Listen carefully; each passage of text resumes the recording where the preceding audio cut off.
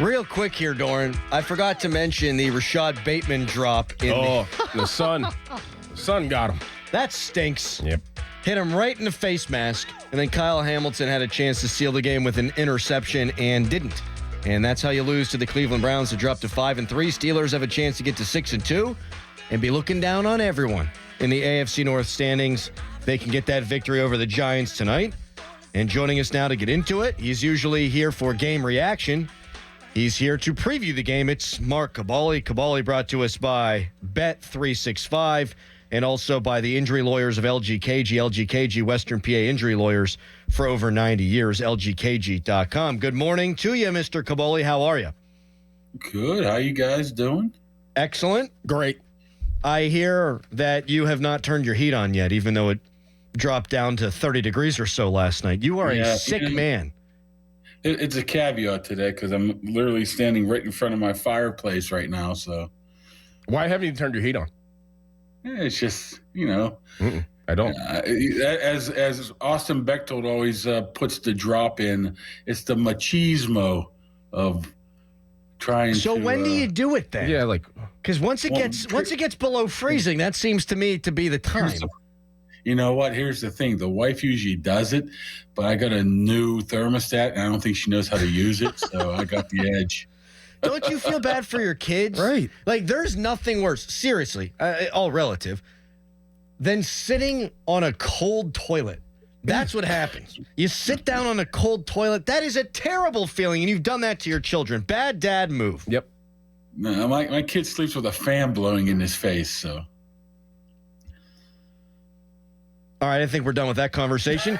Tweet us, brought to you by South Hills Kia Peters Township. Visit them at southhillskia.net. Mark, what's going on with Justin Fields? Is it just he pulled a hamstring, or are there trade winds swirling? Yeah, ask Jay Glazer, right?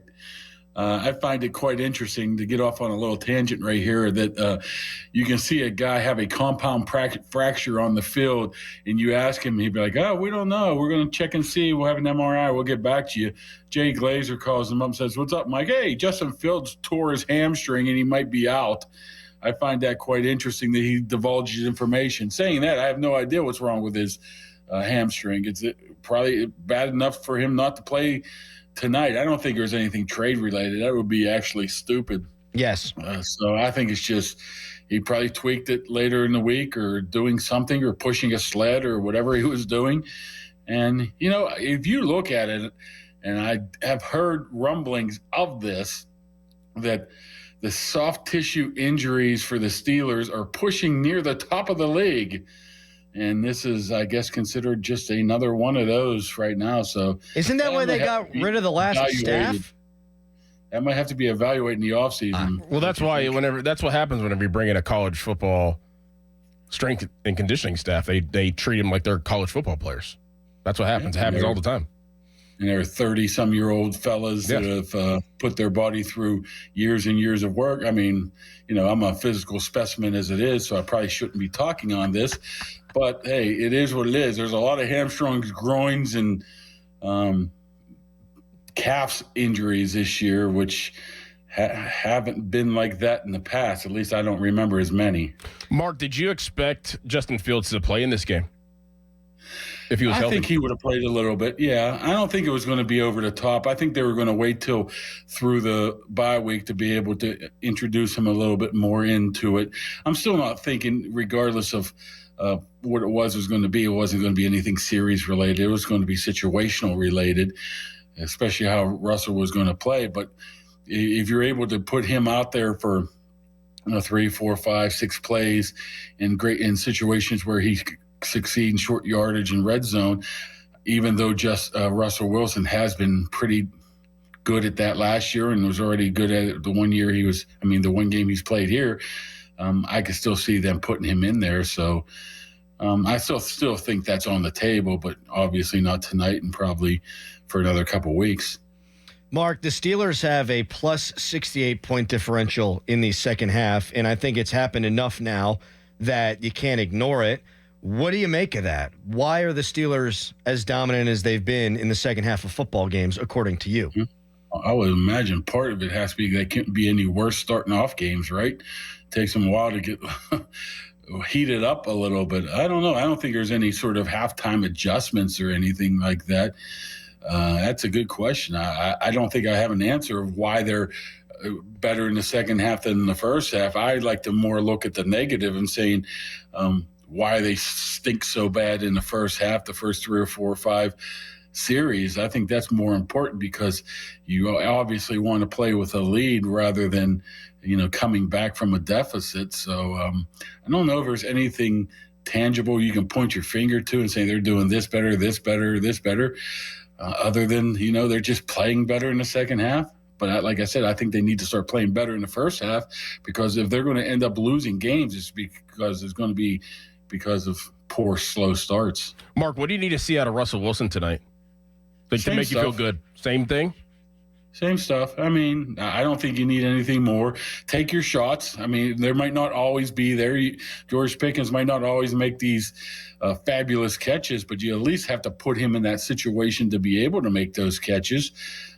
Still run the ball, play action, some of that crazy, not even crazy stuff, some of the play action stuff to guys like Darnell Washington, where he's just leaking out into the flat and he's wide open for 10 or 15 yards. Just a lot of the same stuff there. Let the defense play their game. I don't think you have to be too fancy here.